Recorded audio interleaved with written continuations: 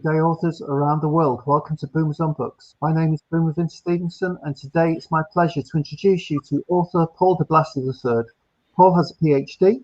He's a psychologist and an award-winning writer living in his native New Mexico, crafting visionary thrillers energized with trickster mischief and natural magic. Paul, welcome to Boomers on Books. Vince, great to be with you today. Okay, well, it's a great pleasure to have you on the show. Thank you so much. And Paul, where did your writing career all begin for you? Actually, I pretty much knew when I was about 16 years of age that I wanted to be a psychologist and writer. I just felt a strong leaning that way. And then I got my Ph.D. and after 8 years of work, post-bachelor's, and then began writing from there and seeing patients in private practice. And 40 years later, I've been publishing, seeing patients, and doing what I do and loving it. Okay, I mean, that's really interesting. That's at the age of 16, you had this clarity of mind that you thought you wanted to be a psychologist and a writer, Yes. And it all happened. So was there something else in your background, in your childhood, that kind of led you to that path, do you feel? I always felt as a child that there was something of a mystery in life. And that, of course, there are many mysteries in life. Everyday life holds its own sort of wonder and awe. But what was intriguing to me is what we couldn't see, as well as the wonder of the everyday world that we could see. And I didn't quite know what that was. And then I began to explore various facets of religious studies when I was an early teen, and then began meditating when I was about 15 or 16, began reading Carl Jung, William James, Sigmund Freud, Viktor Frankl, and I said, that's it, the unconscious mind. And so it's my interest in depth psychology, which is the psychology of the unconscious mind, was kindled then. And I just felt this inclination that I wanted to practice, to see patients, and also to write. I felt this sense of the wonder and the magic of words. I read constantly and voraciously in the areas of religious studies, spirituality, and fiction was more of a minor player at that point, because I was soaking up various esoteric traditions, mystic East and West, and went on for an undergraduate in psychology and religious studies, and my PhD work then done in psychology and spirituality. I'm a clinical psychologist and see people who are in religious and or in spiritual and emotional crisis. The books then that I write have moved from nonfiction books in psychology and spirituality to supernatural thrillers, which combine the best of psychology that I have to write at the moment with a thrilling story that I've been told is keeps the reader going and is startling, often shocking, and yet satisfying. So that's me, and a little bit about where I've come from with that. Right. Well, thank you for that potted history of your background there. William James, was he really the father of psychology, or is that just a name that he's been given? Well, of course, psychology had many fathers and mothers.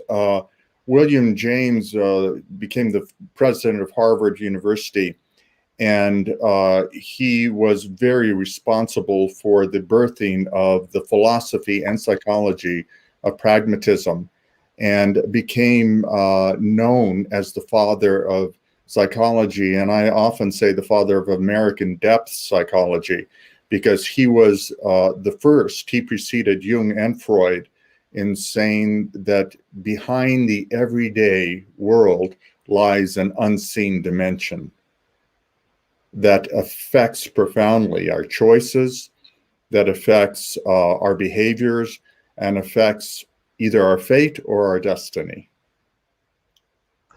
I mentioned, well, you mentioned William James, and I'm just mentioning William James because, of course, Henry James was his brother, I believe. His brother, yes, absolutely. And but they also had a sister who was quite a talented writer as well, or a very professional woman, if I remember correctly. I can't Right. remember her name from it at the moment, but I'll dig that out in a while. Yeah, I don't remember her name offhand. It was a literary family. Yeah. Henry, of course, and then Williams. I don't remember the sister. She hasn't stood out as much for me. I don't think she's quite as well known as. No, I don't think so, but I'm sure I've read about her in various journals. Yeah, And, they come from quite a lineage. You know, Ralph Waldo Emerson was his godfather.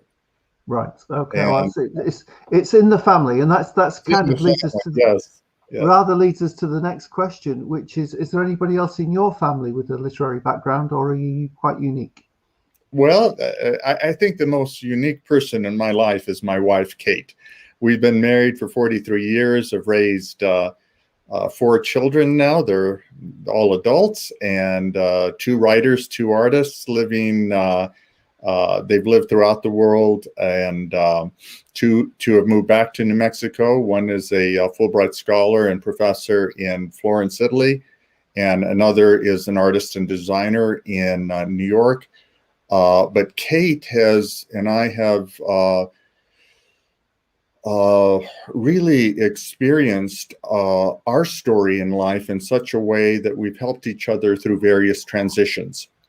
And one of the things that she did for me and helped me with a great deal is when I hit a religious crisis about 30 years ago now, because of the outbreak of scandals in the churches. And my office was inundated by people who had suffered at the hands of institutional religion. And I said, I should be writing about this. But my publisher at the time felt it was too hot, that people could not absorb it. And so Kate, in her very sensitive and quiet yet definite way, said, "Why don't you tell a story rather than writing nonfiction? Put it in a story form, using the imagination, and let the unconscious speak through the story in whatever way the reader is ready to absorb." So Kate is the most unique individual for me in throughout my life, and I'd like to believe I've been of help to her as well, and in her development as an artist and art historian, and as a wonderful mother and an incredible wife. But she's the one who helped to move me and helped to inspire me along the trajectory of writing metaphysical fiction. Okay, we both have something in common then. We both have phenomenal wives. My wife is remarkable as well, and a great character, very strong personality, very proud, great wife, great mother, and a great role model. You know, so she keeps me on the straight and narrow. So Yes, that's why I've got to keep it to an hour as well. Okay, So. What was the other thing? I was in the car earlier, and there's a song by an Irish group called The Script. And whenever I hear this line, it always reminds me of my wife. So the line says, "What am I supposed to do when the best part of me was always you?" Oh You know, my gosh, isn't that moving? I think that's beautiful. You know, it's a great line. Yes, Okay, yes. let's look at your book cover there, The Goddess of Everything. And do you want to tell us a little bit about the book and the main characters and their motivations? Yes, yes. I mean, what a nice segue into this, from our wives right Yeah. to this cover, because this story is a story about love and the dark side of mysticism and how we need to decide in life. In particular, one healer, he's a psychiatric healer, a psychiatric social worker, whose life is dedicated to helping orphan children. And he's caught in a struggle between mother love and the love he has for his wife. And a decision needs to be made, because there's no love that's worth the name love, and certainly no love that can ever be found without making sacrifices. And here in this story, we have the dynamic tension, and it is a tension of mother love gone bad and a son's struggle to break free, and whether he can do it or not. Because in the story, it's his wife who can see things clearly, but he can't. His vision is cleared because this is his mother. She's famous. She's renowned. She ostensibly is a charitable person, acclaimed to be the most loving of women. People are healed by her. This takes place in northern New Mexico, and there's a great openness there to mysticism, healing, and the esoteric matters. But she also has a dark undercurrent, and part of that, and it's very frightening in the book,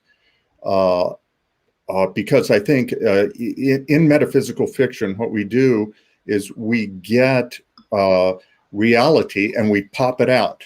We exaggerate it, just like a nightmare does, right? A nightmare gets a reality, and it really takes it out to the extremes. So it gets mother love gone bad with Gabriel's mother, and it pops it out to horrifying extremes. And his wife can see it perfectly. Consuela understands what's going on, but Gabriel is he has quite a backbone, and he has quite a determination to see things the way that he wants to, and he can't believe this woman who raised him and who again is acclaimed by so many, can be other than what she is.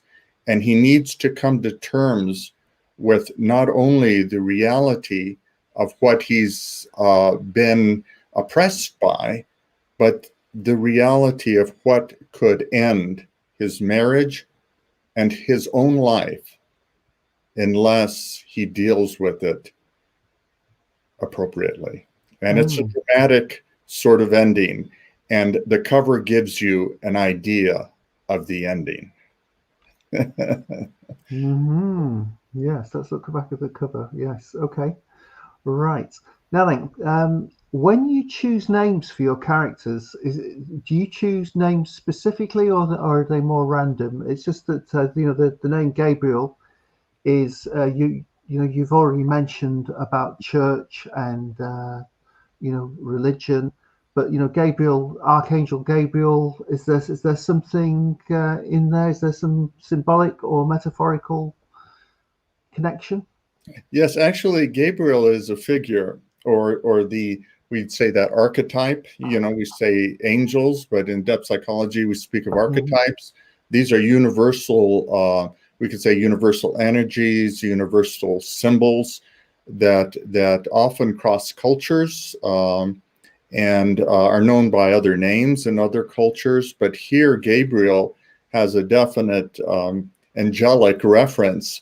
It happens in The Unholy. There, in my first novel, The Unholy, Gabriel is mentioned in a different context, but is also a messenger. Okay. And in Goddess of the Wild thing, he comes through and he's a taxi driver. Okay. That's sort of Hermes figure who comes to take the protagonist where she needs to go to discover what she needs to discover. And here, Gabriel, or Gabriel, is a messenger. He brings healing and light to others, but has so much difficulty finding it for himself. Right. Okay. Now, did you ever read Far from the Madding Crowd? Yes. Yeah, there's a great character there called so long. Gabriel Oak. So and he's like the most reliable, rock solid, so oak tree. So a kind of symbolism again, Gabriel, kind of heavenly. Yeah, I like it. I kind of like it when authors really think about their names and again the symbolism behind that. I always kind of like very, very much. Right. And his Okay. wife, again, speaking of our wives, his wife is Consuela, Mm-hmm. and she's a consolation. But yet she has a ferocity that is unmistakable, and is Gabriel wouldn't make it without her if he Cool. does make it. So you got to read the book to see. You got to read the book. No spoilers. Okay. Right. So what was the hardest? I tell you what. Let's just step back a bit before I ask you that question. So in all of your books and this metaphysical fiction, are you always looking for some kind of allegorical line in there? There's a greater symbolic meaning in the whole work, or Uh, is it just a great story? no, there's a theme that runs throughout each work. Okay, in the unholy, it's about the dark side of religion. Okay, and there is a definite theme in there, and I think the readers are able to pick up on that. And it's a shocking theme. It's startling, as in each book, I believe. At least that's what the reviewers have said, and it is my intent. The origins of the novel are to be. I don't think that there are any new ideas in the world, but there are novel takes on ideas.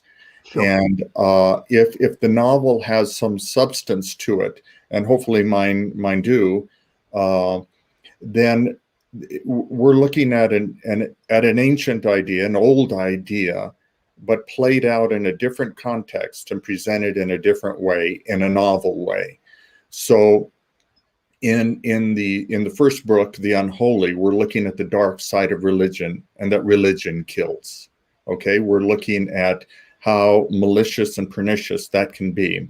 Again, a sort of wolf in sheep's clothing there. And the goddess of the wild thing, here we have a different story. And the story here and the theme is bad love better than no love. And the theme being that indeed there is an answer. Love is a wild thing. And that's a bit of some sort of inspirational oracle that whispered in my ear and said, let that be enough for the theme. And then here in Goddess of Everything, we have something very in keeping with the theme, but also more direct, okay? And that is that a man or a woman is who they are by their own decisions. That choices make us who we are, as much as external forces can impinge on those choices, can impinge on whether there is fate at work or destiny at work. And it does boil down to the power of a choice. Okay. Now, in the Bible, are there any stories of bad love, bad relationships that again, you're very into religion, and you don't need to name names, but it's been a long time since I did any Bible studies, but I can't. I'm trying to think of. So I had a vicar on recently, and the vicar had written 1,001 limericks to explain the Bible, which is quite remarkable. And he said that he wrote 50 of them in an hour, which is kind of stunning as well. That made my brain freeze for about a week when he told me that. And but yeah, are there any relationships, bad, kind of bad wives, bad relationships, family relationships in the Bible, which again just might have been a kind of a metaphorical hook for you? I don't know that it was the Bible so much, although we can look at that. But throughout so much of literature and in clinical practice, contemporary psychology is loaded with this in terms of popular psychology taken into the common usage into vernacular as dysfunctional relationships. Mm-hmm. So we find dysfunctional relationships where individuals, another term is enabling individuals to be toxic, to be destructive, to be thwarting, and that then our therapeutic responsibility in the profession is to help on individuals struggle, because it's a struggle to see it, that this person you love and thought was one way is actually quite another way. And can modifications be made to the relationship? Can this be tried? Can you try this? Can you establish a little bit of distance? And if not, if it's toxic enough, then Jesus comes to mind here. And he said, whoever is not willing to leave father and mother and sister and brother for my sake, is not worthy of the kingdom of heaven. And he says, I've come to bring a sword. So decisions need to be made. And relationally, that's what happens. If something becomes thwarting and it can't be rectified, we always want to try and communicate with individuals. Here in Goddess of Everything, we see that Gabriel, the protagonist, does try to communicate. He thinks he's being honest with his mother, and his mother is so sincere, very, very charming, very sincere, as all of those who are skilled in deception are. Okay, very sincere, very convincing, and he takes it at that. However, his dreams are disturbed. Okay, and quite often in treating Christians who are various backgrounds, various denominations, who are conversant with the Bible, for instance, just focusing on that for a minute longer, they're stuck, because Jesus said, and the gospel is about loving everyone.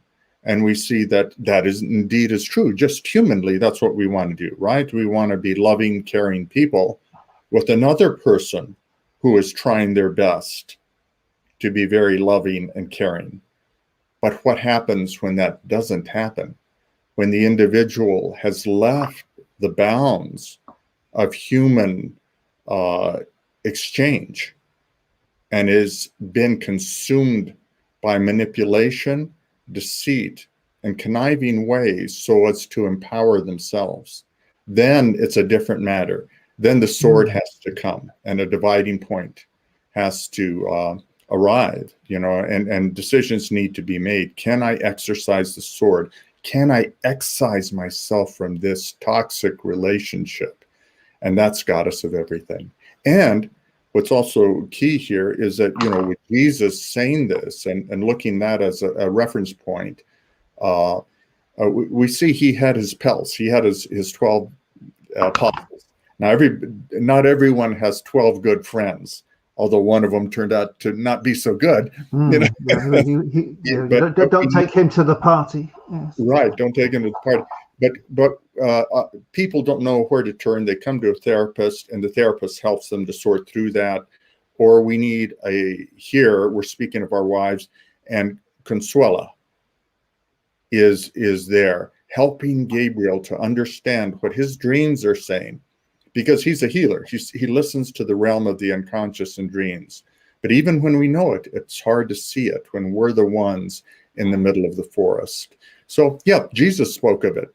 And I'm sure as we looked at other literature and mysticism, I know in Patanjali's Yoga Sutras and the like, throughout the Yogic Vedas and Buddhism too, there is that element of non-attachment, to be able to detach, okay, and to go your own way. And so there is a history of this in terms of literature and traditions, both East and West. Okay. Now, I interviewed a gentleman called Mario Dell'Olio. I don't know if you know Mario. No. He seems to be quite well known in the Twitter community. Very nice guy, and he was a seminarian. He was, kind of very highly rated as a young man. He was sent to Rome to teach, to be taught to be a priest. And coming back to what you were saying earlier about, the difficulties in the church and the bad press and all of that. And Mario, kind of in his book New Men, talks about the hypocrisy of the church and those kind of things. Now, so Mario is gay, and very very openly so. Although neither of his novels, I would say, are particularly sort of gay novels, if you like. But it's just very very interesting that how this work is received. So in America, the United States, you've got the Bible Belt, and you're talking about these difficulties in the church and that type of thing. How much resistance do you get from some readers, and how much love do you get from those readers who just want to know the truth? Well, that's interesting. Probably the most scathing review that I had was with my first novel, The Unholy, because it's a novel that directly addresses the dark side of religion. Goddess of the Wild thing, and especially Goddess of Everything, then dovetail on that. But The Unholy focuses specifically on that with a wicked archbishop. His name is Archbishop William Enarch. Mm-hmm. And the review spoke of it as anti-Catholic, and said it was well written, but a horrid piece. And it was interesting, the reviews that followed that, they said that review was so long-winded that it had obviously touched a nerve, and it made them want to read the book. Yeah, well, that's interesting.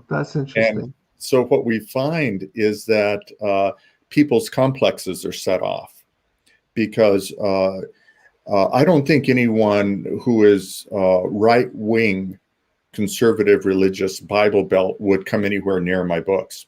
In fact, even when I was writing psychological nonfiction, inspirational psychology, I was held at arm's length by that community, because I came from a very liberal Catholic background, and I was held at arm's length, some of them saying some very nasty things because of the liberal dimension. And I am liberal spiritual in terms of spirituality. What is meaningful and helpful to an individual is what nourishes the life of the mind and the soul. And if you have individuals who are more rigid, they're going to have difficulties with it. In large part, I found that I'm disregarded by right-wing Christians. Right-wing Catholics are offended, okay? And it's interesting, liberal-minded individuals of spiritual persuasion, whether it's the consciousness community, I've even found it, people from the Catholic community, of which I'm no longer a part, have written to me and told me similar things, the metaphysical community, and these are international communities, have said that the work has been very meaningful to them. And helpful, because almost, I'm trying to think if there were any that were not. They've all been raised, so many of us were raised in religious traditions. Mm-hmm. And for those with an open mind, they've sought, they found that they hit a ceiling there. If it was helpful to them at one point, then it was no longer. And they needed help, and my books help them in making the transition to find what's right for them. And if it continues to be helpful to them, I had one local Catholic community with The Unholy specifically. And it was so interesting because this novel takes place in this sort of grand way in northern New Mexico, in what is essentially Santa Fe. But they thought it was specifically addressing the very situation, which I had no knowledge of, that had just happened in their parish. So it's applicable across the board, as long as, and people have been very laudatory if they're of a more liberal persuasion, open-minded, and are always seeking. If they're closed, and if they know what they know, and things are not going to change from there, I'm disregarded, or I'll say virulently disliked. Okay. Well, I must put you in touch with Mario, because, like I say, Mario studied at the Vatican, and but he didn't finish. He didn't become a priest because he couldn't take the hypocrisy, and you know, there was some terrible things going on with archbishops, you know, trying to seduce these young innocent seminarians. Sure. And so yeah, well, I'll put you in touch with Mario, and like I say, or you can read his book, or you can do both. But I think you'd find it fascinating to hear it straight from the Vatican, as it were. So, what was the Alice James? It's just she's just cut to Alice James was her name. Alice James. Mm-hmm. Okay. So, what was the hardest thing about writing the Goddess of Everything? The hardest thing about writing the Goddess of Everything is actually the hardest thing that happens in each of my novels. My youngest child, she's one of them that's an artist. She's the professor of art in Florence in Italy, became an Italian citizen through the DeBlassie side and her own hard work. That Italian bureaucracy is something to deal with. I'm sure. We would talk about creation, your creativity, and me in literature, her in the arts. And she said, the one thing you need to be careful of, Dad, because I was at the time getting up every morning at 3:45. I'd do yoga, I'd go for a run, and I'm going to come back and I write, and then I see patients beginning at 7, and I go, and she said, Dad, the one thing you need to be careful of is the one thing that I've discovered is that the muse always wants more. So to stop writing and to leave more energy in that I could write out for that day and deplete myself, or I can leave some in reserve for the next day. So I always leave a little in reserve, although the muse can be so seductive and saying, come on, just put that extra line in and I'll stop. I've gotten pretty good at it, knock on wood, that I'll continue. Because if I write past that point, then I'm really excessively tired. I don't sleep well, my dreams don't go well, and the like. So the most difficult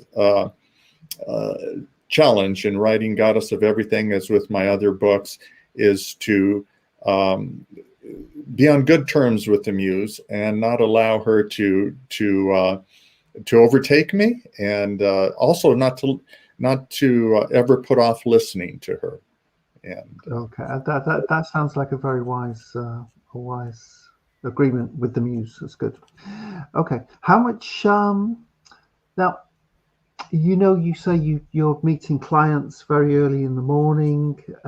These guys can have very tricky psychological issues, sometimes religious issues as well.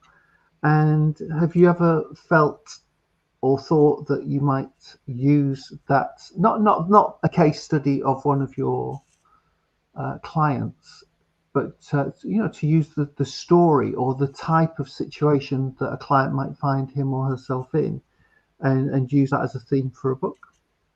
Well, no, I wouldn't do that, just because there's just something fundamentally not appropriate for that for me. I, of course, couldn't do exactly that. I couldn't take an exact case, change the names, and then write about it, because even that would be too disclosive.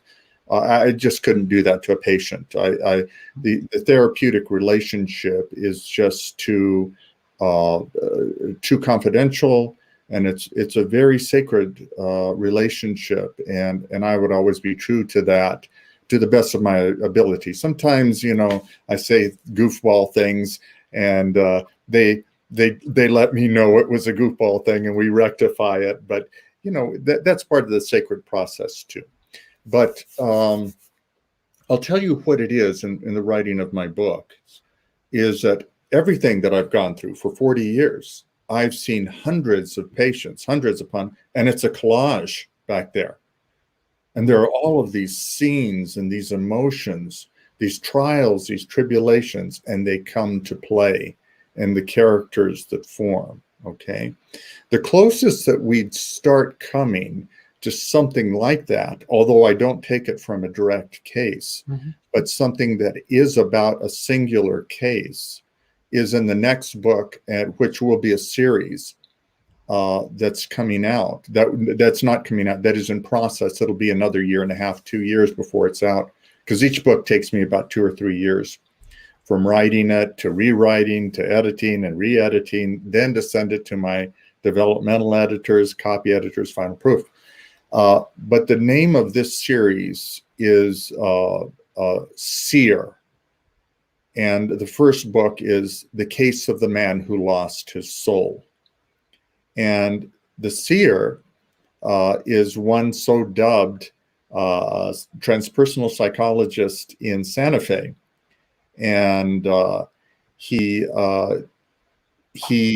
looking at one case, in this case, the case of the man who lost his soul, and how the transpersonal world informs the course of that one soul's journey, and the very thrilling encounters, hair-raising at this point, encounters with very dark forces that are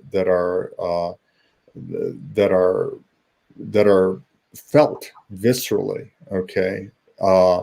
And this is akin to Freud's writing about actual cases, which are like the case of the Wolfman, the case of Anna O, and others. So I don't take a definite case, but it's a compilation of individuals and experiences. I don't even know who they are at this point. There's too many, but it forms this tapestry or this collage for me that informs each character and the narrative of a given thriller. Yeah. I just thought it would be very difficult for you not to, even subconsciously, pick a facet or two from somebody that you've met that you would find an interesting bolt hole within a novel for that person. Oh yeah, all of my patients are very fascinating. They all, I'm psychoanalytically trained, so I do intensive psychotherapy. And all of these patients I've seen multiple times a week for years. And their dream life is highly active. The synchronous mystic dimension of everyday life is just replete with unusual occurrences, with things that shock me, that I've never seen before, but are genuine. They're very authentic and help for the transformational process of this and healing process of this person. And of course, all of that informs me, but I don't directly draw on any patient's dream or any direct case scenario. Okay. Now, the goddess of everything, what aspect of the book would you say gives you the greatest sense of pride or pleasure? What aspect of the book gives me the greatest sense of pride or pleasure? I guess I'm going to have to answer that in two parts. The first aspect of the book that gave me the greatest sense of pleasure was a secret knowing throughout the book, before I even got to the end, because I very much write. My wife says I write with a stream of consciousness. Her background is in English literature before she moved into fine arts. And she said, I write with stream of consciousness. And indeed I do. I mean, William James is my father in terms of psychology. And he really, his works translated to fiction, although he wrote nonfiction. So I write very much in that stream. So I don't really know what's going to happen till the end, but inherent in the process, what brought me great pleasure was having a secret. And that secret, and savoring that secret, that for Gabriel, the tortured, and the poor guy really suffered trying to find out what everybody would see. I mean, you as a reader would see it. It's like, wake up, man, it's right there in front of you. And I knew, and it gave me great pleasure, that inherent in his potential to discover what he needed to discover was his wife's love for him and his love for his wife, which he often overlooked. And he couldn't see how essential that reality was. And I would just savor that. So that's number one. And then number two, what gave me the greatest pleasure in having written the book, okay, was arriving at the end. Again, pictured on the front cover of the, where am I?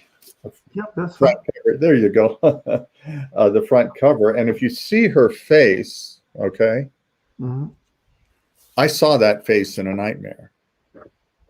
And that face then was an image that Aaron Yeagle of the Visionary Fiction Alliance helped me to translate into the cover of the book. And what gave me the greatest pleasure was coming to the end and seeing that there was resolution, and resolution that came with scarring. So we came to a conclusion, but it definitely left its scars. And I felt satisfied, because that's the way life is. If we're going to make it, we'll make it. But if we really make it, don't be surprised if we end up a little scarred. Well, life is a struggle, isn't it? Yes, it is. It is. Life is a struggle. Now, I've been dying to mention a name ever since we started. Once I found out your background, and you know, I'm listening to what you're saying. Jordan Peterson. Are you familiar with the gentleman? Yes. Okay. Now, I mentioned him because he seems to have made psychology and you know, the clinical work very kind of popular and very interesting these days. What do you think about his influence on the nature of your work? Well, as far as anyone who is bringing psychology to people and helping them to at the very least whet their interest, their appetite, to discover more about themselves, whether it's on Oprah or whether it's Jordan Peterson on stage or his YouTube channel or whatever. I think it's fantastic. Help people.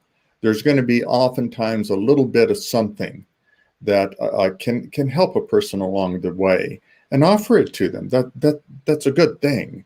So I'm not. I've had colleagues who'll sneer and grimace at psychologists who are have appeared on this show or that show and have become celebrities. I think it's a good thing. If they're speaking to somebody, let them speak and let them help those that they can help. And I feel the same way about Peterson. So yeah, well, you know, I've not probably not listened to him during the lockdown. You know, for the last 12 months for some reason. I can't tell you why I haven't, because I used to listen to him a lot, and I always very much enjoyed him. But this thing about religion, you know, he talks about the archetypes, and he talks about Jesus, and you know, the Jesus being a symbol for suffering and pain and carrying your cross those kind of things. And for me, yeah, he has become very much a celebrity, but I also think he's got a very strong message that people could relate to, which is why he's got such a phenomenal following. So yeah, so thank you. I just wondered. I know in academic circles sometimes if somebody becomes a bit of a celebrity, that can be frowned upon. Sure. But it's just interesting to hear what you say. Okay, let's get back to you, because that's what we're here to do today. Right, now you've mentioned quite a lot about your novel writing already, and this is probably the toughest question of all of my questions. And here it goes. And should I have a drink for this? oh, I would take a very big glass sip of water for you. Okay, you ready for this? All right, now I love this question because I have to frame it. It takes me 5 minutes to frame it more usually. So, at this point in your writing career, in all humility, what would you say is your greatest strength as a writer? Oh, see why you needed that water? Oh my gosh, I'm shocked. My greatest strength as a writer. Yeah. I'm afraid to tell you. I really am afraid to tell you. I'll switch the microphone off and you tell me. Now I'm gonna tell you, okay? Oh. And yesterday as we were preparing dinner, once in a while, my wife Kate allows me to have a hand in it, but usually I serenade her while she's preparing, and I'm playing my guitar, and right there at the kitchen bar, and then we talk, as she's slicing and dicing, I'm playing guitar, and maybe we'll get up and dry some of the dishes and put them away after, so that we don't have too much to do after our meal. But I told her something because she asked something about writing, I had asked her about her pottery for the day and how things had gone, and a post that she had placed on Instagram that was a wonderful post. We talked about our process, our creative process in her for visual arts, and me and literature. And I shared with her that one thing I'm grateful for, and I believe it's a strength, and may it always be so, I'm grateful for it, is that I have no writer's block. I've never had writer's block. In fact, I need to make sure that I'm appropriately boundaried, as I've said, because the muse always comes with more inspiration.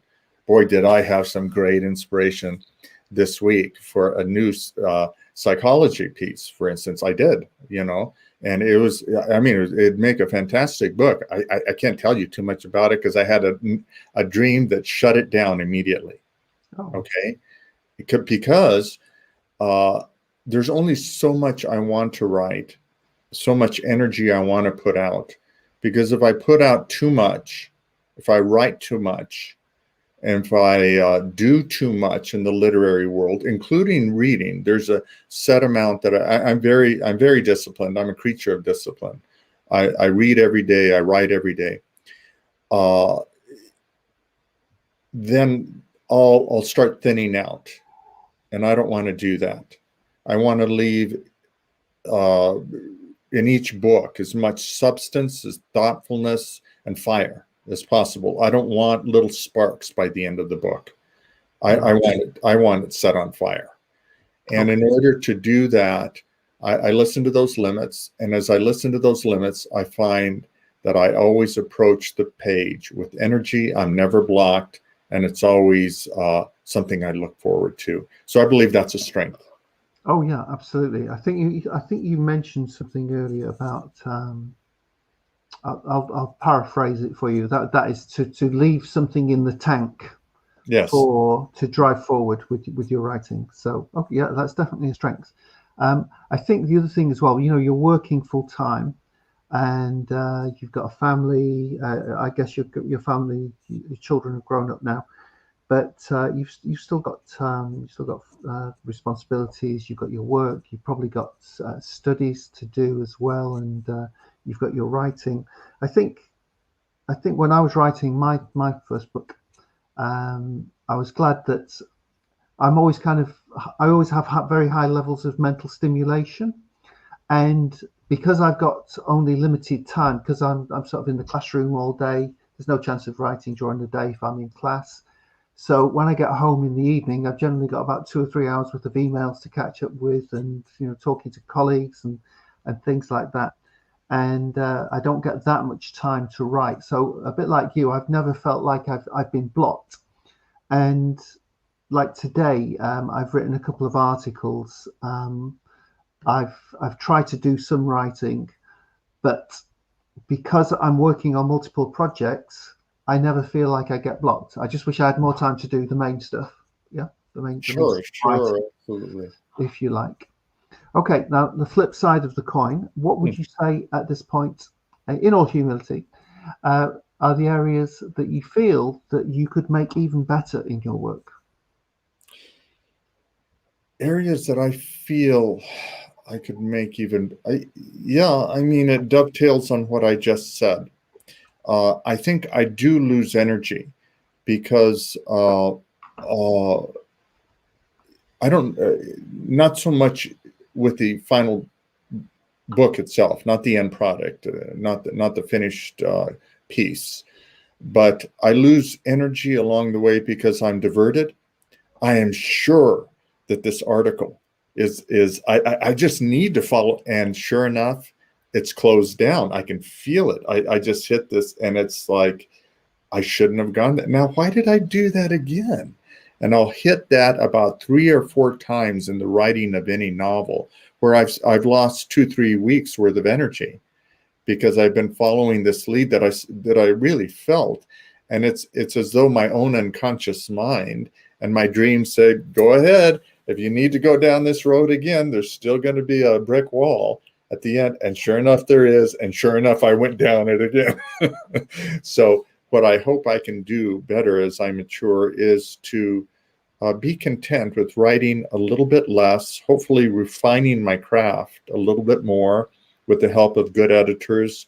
I always use editors that are certified by the Copy Editors of America, and I have a wonderful editor that's been with me for a couple of years now, and she helps me with developmental, and has another for copy, and then final proof, and learning from people as I go, and so I hope to refine that craft, and I hope to get better at not being diverted.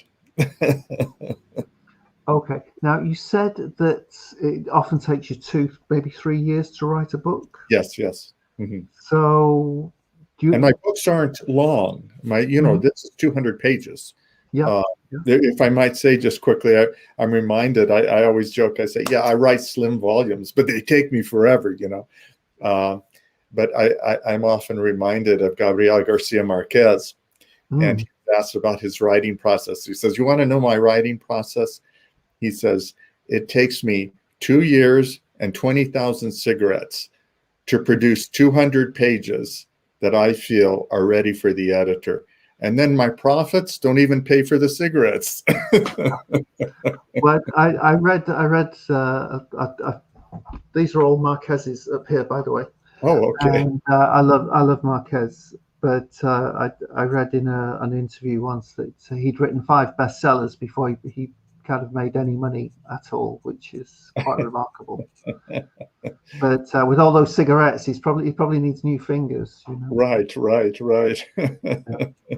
Now, coming back to the question, so if one of your books takes 2 or 3 years to write, do you feel like you get any pressure from yourself, or do you get any pressure from your editors to get the damn thing out there? And if so, do you feel that pressure, and how do you manage it?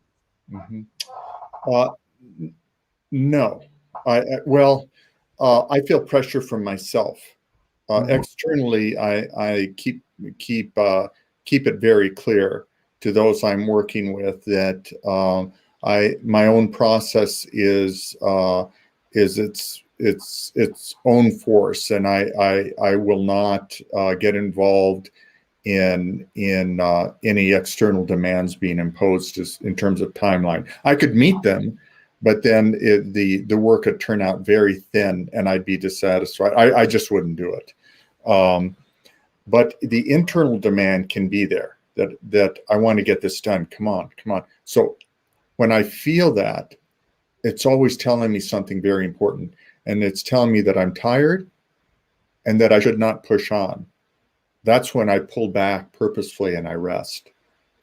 And I may take some fellow time, a time just to be reflective and quiet. It could be days, weeks. It's never been more than a couple of weeks. And then I'm ready again, because I feel the pressure mounting, because it's nervous energy to bring it to completion, rather than allowing it to organically finish up. And that's what I like, is this is finished. I can feel it. And that's enough. And then my editor tells me all the stuff I need to do. Yeah, to finish it properly. Yes. Right. Okay. Now then, you mentioned Marquez a moment ago. Do you have a favorite author, somebody maybe who's really influenced your style of writing?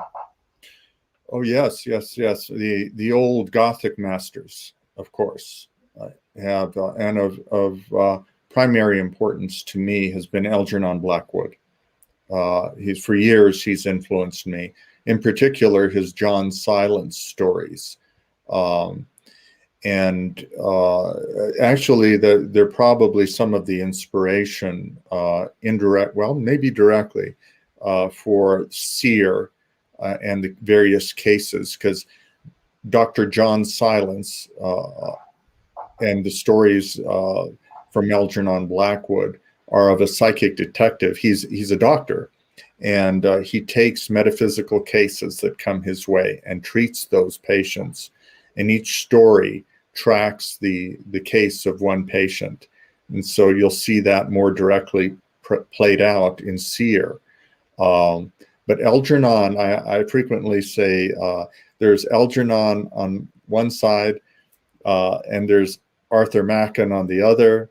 And somewhere in the background is H.P. Lovecraft with a bit of twist and twirl word usage there, and dark undertones. And those three are real guiding spirits for me. Okay, Paul, hard to imagine, but we've been talking for an hour. Time has flown. So I'm afraid we're going to have to wrap it up here. So would you do me a big favor? Would you stay on the line for 2 minutes so that I can thank you personally? Yes, and, thank you very much. I'm just going to wrap the session up. So first of all, thank you very much. That was great. Really enjoyed chatting with you. And our next session is this evening at 8 o'clock, and I'll be talking to Kathy Mellon. And I'll see you at 8 o'clock p.m.